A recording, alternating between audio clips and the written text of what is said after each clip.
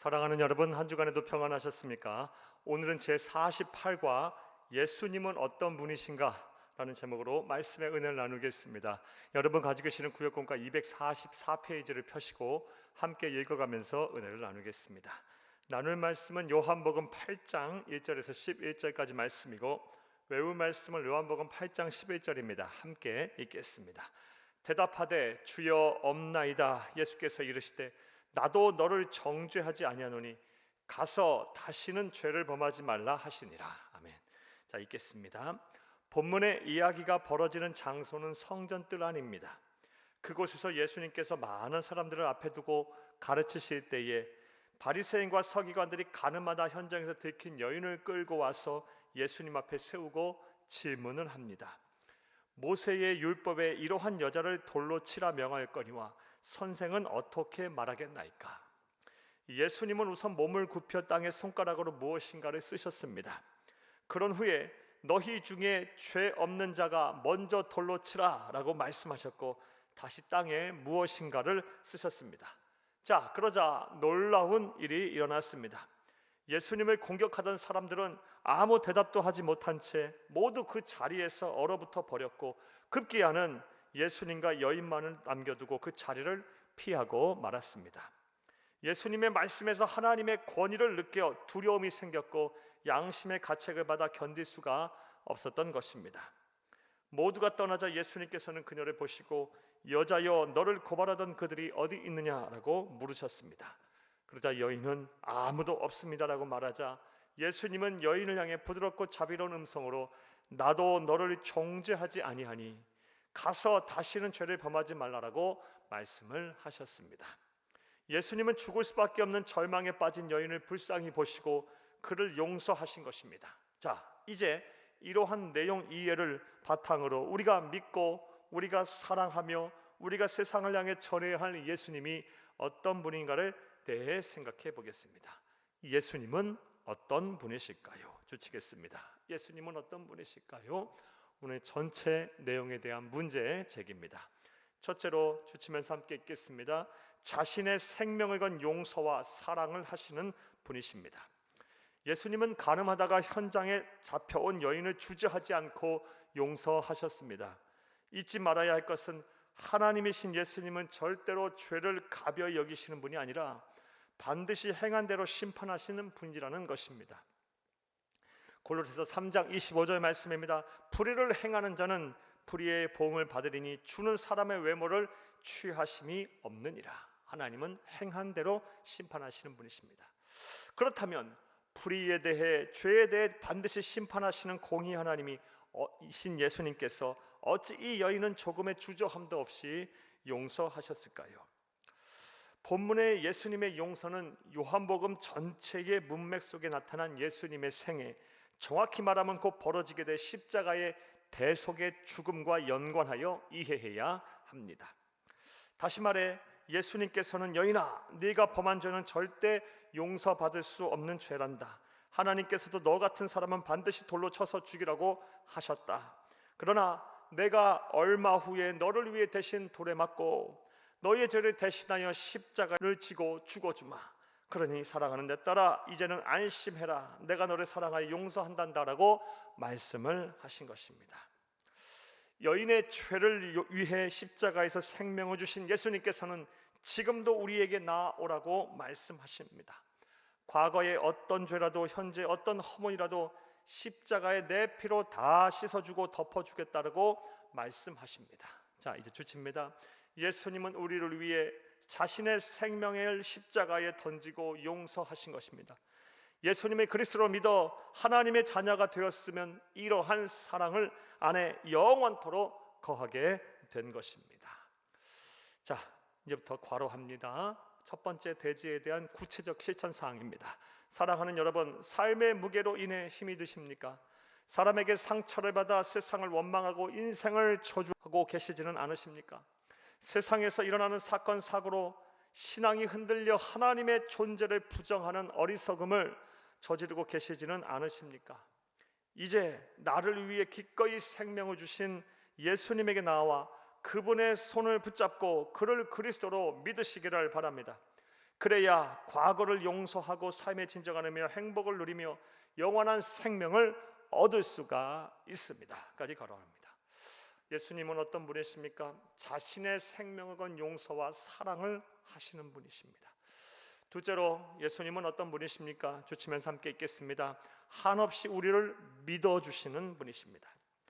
예수님께서 여인을 보내시며 마지막으로 하신 말씀은 바로 가서 다시는 죄를 범하지 말라라는 당부의 말씀이었습니다. 즉 이제는 다시는 죄를 범하는 생활을 하지 말라라는 것입니다. 우리는 이것이 얼마나 어려운 일인가를 너무나도 잘 압니다. 그리고 본문의 여인도 우리와 크게 다르지 않았을 것입니다.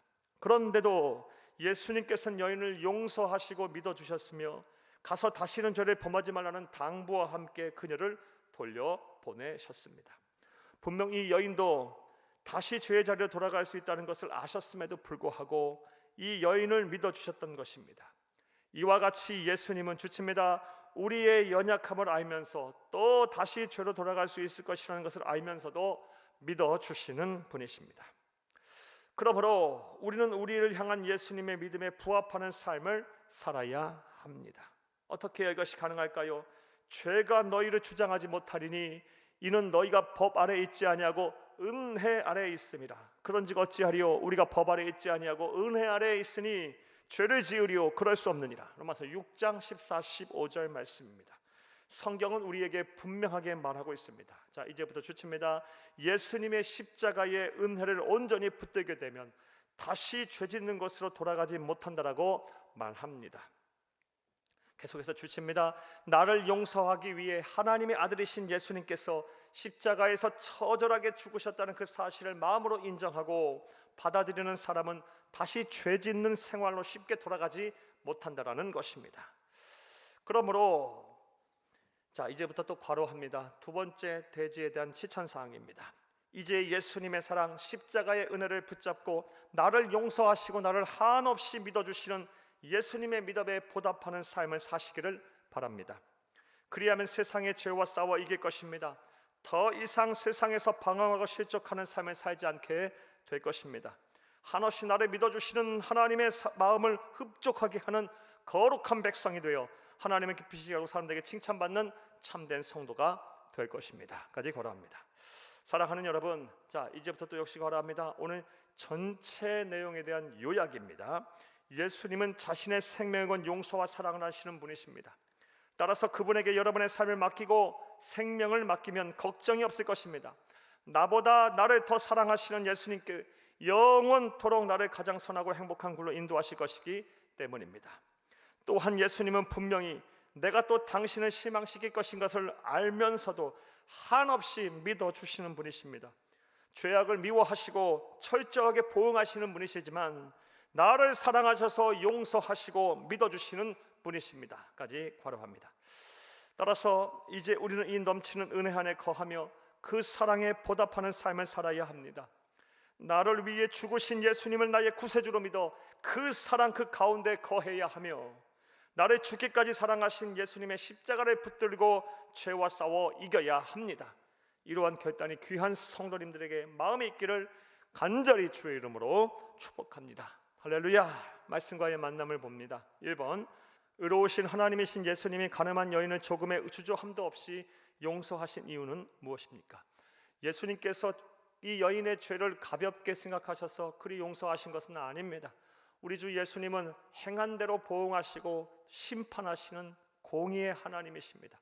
그럼에도 불구하고 이 여인의 간음죄를 쉽게 용서하신 이유는 예수님의 십자가의 대속의 죽음을 염두에 두고 그리 하신 것입니다. 즉 여인이 범한 죄는 하나님께서도 돌로 쳐 죽이라고 할 만큼 무거운 죄지만 내가 너를 대신하여 십자가에서 대신 돌에 맞겠고 대신 십자가에서 너의 죄를 대신하여 죽을 테니 안심하거나 이제 너 자신을 용서하고 다시 시작하거라 라고 죄에 대해서 용서를 하신 것입니다. 이와 같이 우리 주 예수님은 생명을 건 사랑과 용서를 하시는 분이십니다. 이것을 온전히 믿는 저와 여러분 되기를 간절히 바랍니다. 자, 2번 봅니다. 죄를 반복해서 짓지 않으려면 어떻게 해야 합니까? 우리가 하나님의 은혜 안에 거하면 됩니다.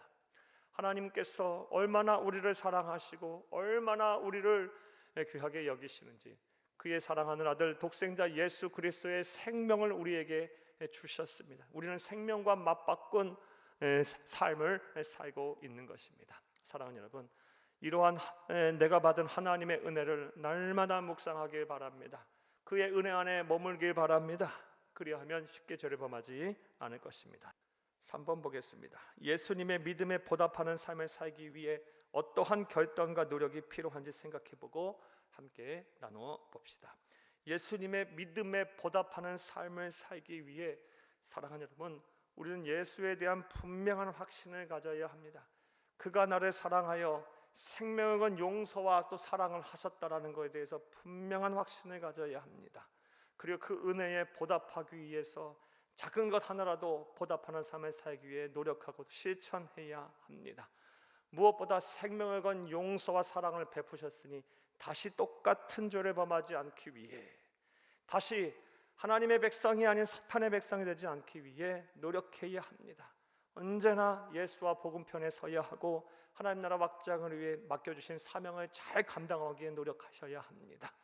사랑하는 여러분, 이러한 노력을 통해 하나님의 나라 가시는 그날까지, 이 세상에 사는 그 순간까지 하나님의 은혜에 보답하는, 그 믿음에 보답하는 삶을 사신 여러분 되시기를 간절히 주의 이름으로 부탁합니다. 감사합니다.